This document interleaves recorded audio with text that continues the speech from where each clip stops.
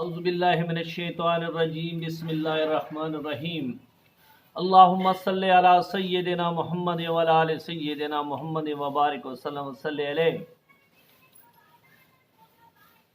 رسول اکرم صلی اللہ علیہ وآلہ وسلم کا ارشاد ہے، جنت میں رحم کرنے والا ہی داخل ہوگا۔ صحابہ کرام نے کہا ہم سب رحم کرنے والے ہیں۔ آپ نے فرمایا رحیم وہ نہیں جو اپنے آپ پر رحم کرے، بلکہ رحیم وہ ہے جو آپ پر اور دوسروں پر رحم کرے۔ اپنے آپ پر رحم کرنے کا مطلب یہ ہے کہ خلوص دل سے عبادت کر کے گناہوں سے کنارہ کش ہو کر اور توبہ کر کے اپنے وجود کو اللہ کے عذاب سے بچائے، اور دوسروں پر رحم یہ ہے کہ کسی مسلمان کو کوئی تکلیف نہ دے۔ فرمان مصطفیٰ صلی اللہ علیہ وسلم ہے، مسلمان وہ ہے جس کے ہاتھ اور زبان سے لوگ محفوظ رہیں اور جانوروں پر رحم کرے، ان سے ان کی طاقت کے مطابق کام لے۔ حضور صلی اللہ علیہ وسلم کا فرمان عالی شان ہے کہ ایک شخص سفر میں جا رہا تھا کہ راستے میں سخت پیاس لگی، اسے قریب ایک کنواں نظر آیا۔ جب کنویں سے پانی پی کر چلا تو دیکھا کہ کتا پیاس کے مارے زبان باہر نکالے پڑا ہے۔ اسے خیال آیا کہ اسے بھی میری طرح پیاس لگی ہوگی۔ وہ واپس گیا، منہ میں پانی بھر کر کتے کے پاس آیا اور پلا دیا۔ اللہ تعالیٰ نے محض اس رحم کی بدولت اس کے گناہوں کو معاف فرما دیا۔ صحابہ کرام نے سوال کیا، یا رسول اللہ صلی اللہ علیہ وسلم، جانوروں پر شفقت کرنے سے ہمیں ثواب ملتا ہے؟ آپ نے فرمایا ہر ذی روح پر شفقت کا اجر ملتا ہے۔ حضرت انس بن مالک رضی اللہ تعالیٰ عنہ سے مروی ہے کہ ایک رات حضرت عمر رضی اللہ تعالیٰ عنہ گشت لگا رہے تھے۔ آپ کا گزر ایک قافلے سے ہوا۔ آپ کو اندیشہ ہوا کہ کہیں کوئی ان کا سامان چوری نہ کر رہے۔ راستے میں انہیں حضرت عبد الرحمن بن عوف مل گئے۔ انہوں نے پوچھا امیر المومنین اس وقت کہاں تشریف لے جا رہے ہیں؟ آپ نے فرمایا ایک قافلہ قریب آ کر اترا ہے، مجھے ڈر ہے کہ کہیں چور ان کا سامان نہ لے جائے، چلو ان کی نگہبانی کریں۔ یہ دونوں حضرات قافلے کے قریب جا کر بیٹھ گئے اور ساری رات پہرا دیتے رہے، یہاں تک کہ صبح ہو گئی۔ حضرت عمر رضی اللہ تعالیٰ نے آواز دیا ہے قافلہ والو نماز کے لیے اٹھو۔ جب قافلے میں جاگ ہو گئی تو یہ حضرات واپس لوٹ آئے۔ بس ہمارے لیے ضروری ہے کہ ہمیں صحابہ کرام کے نقش قدم پر چلیں، اور اللہ تعالیٰ ان کی تعریف میں ارشاد فرماتا ہے کہ وہ آپس میں نرم دل ہوتے ہیں، وہ مسلمانوں پر بلکہ تمام مخلوق پر رحم کرنے والے ہوئے، یہاں تک کہ ذمی کافر بھی ان کی نگاہ کی شفقت سے محروم نہ رہے۔ حضرت عمر رضی اللہ تعالیٰ نے ایک بوڑھے ذمی کے دروازے پر بھی لوگوں کے دروازے پر بھیک مانگتے ہوئے دیکھا۔ آپ نے فرمایا تیرے ساتھ ہم نے انصاف نہیں کیا، جب تو جوانی میں تھا تو تجھ سے جزیہ لیتے رہے، اور جب یہ بڑھاپا ہوا تو در بدر کی ٹھوکریں کھانے کے لیے چھوڑ دیا۔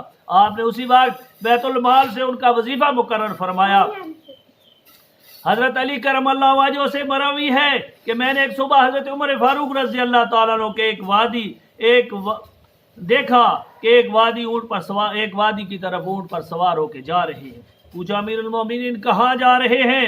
آپ نے فرمایا صدقہ کے اونٹوں میں سے ایک اونٹ گم ہو گیا ہے، میں اسے تلاش کرنے کے لیے جا رہا ہوں۔ میں نے کہا آپ نے بعد میں آنے والے خلفاء کو مشکل میں ڈال دیا ہے۔ حضرت عمر رضی اللہ تعالیٰ نے جواب دیا ہے ابو الحسن مجھے ملامت نہ کرو، رب ذوالجلال کی قسم جس نے محمد صلی اللہ علیہ وسلم کو نبی برحق بنا کر بھیجا ہے، اگر دریائے فرات کے کنارے 1 سال کا بھیڑ کا بچہ بھی مر جائے تو قیامت کے دن اس بارے میں معاوضہ ہوگا۔ اس امیر المومنین کو کوئی عزت نہیں جس نے مسلمانوں کو ہلاک کر دیا، اور نہ ہی اس بدبخت کا کوئی مقام ہے جس نے مسلمانوں کو خوف زدہ کر دیا۔ فرمان مصطفیٰ صلی اللہ علیہ وآلہ وسلم ہے میری امت کے لوگ جنت میں نمازوں کی کثرت سے نہیں بلکہ دلوں کی سلامتی، سخاوت اور مسلمانوں پر رحم کرنے کی بدولت داخل ہوں گے۔ حضور صلی اللہ علیہ وسلم کا ارشاد ہے رحم کرنے والوں پر اللہ تعالیٰ رحم کرتا ہے، زمین والوں پر رحم کرو، آسمان والا تم پر رحم فرمائے گا۔ فرمان نبی صلی اللہ علیہ وسلم ہے جو کسی پر رحم نہیں کرتا اس پر رحم نہیں کیا جاتا، کسی کو نہیں بخشا تو اسے نہیں بخشا جاتا۔ حضرت مالک بن انس رضی اللہ تعالیٰ سے مروی ہے حضور صلی اللہ علیہ وآلہ وسلم نے فرمایا مسلمانوں پر 4 حق ہیں، اپنے محسن کی امداد کرو، گناہگاروں کے لیے مغفرت کی طلب کرو، मरीज की इयादत करो और तौबा करने वालों को दोस्त रखो। रवायत है कि हज़रत मूसा अलैहिस्सलाम ने अल्लाह से सवाल किया, अल्लाह तुमने मुझे किस वजह से सफ़ी बनाया? रब्बे मूसा अलैहिस्सलाम ने अल्लाह ताला से सवाल किया, अल्लाह तूने मुझे किस वजह से सफ़ी बनाया? अल्लाह ताला ने फरमाया, मखलूकों पर तुमको रहम की वजह से। हज़रत अबू दरदा हज़रत बच्चों से चिड़ियों के बच्चे खरीद कर उन्हें छोड़ देते और फरमाते जाओ आज़ादी की ज़िंदगी बसर करो। फरमान नबवी है कि रहमत, शफ़क़त और मोहब्बत में तमाम मुसलमान एक जिस्म की तरह हैं। जब जिस्म का कोई उज़्व तकलीफ में होता है तो सारा जिस्म दर्द महसूस करता है। बनी इसराइल पर कहत नाज़िल हो गया, एक आबद का रेत के टीले पर से गुजर हुआ।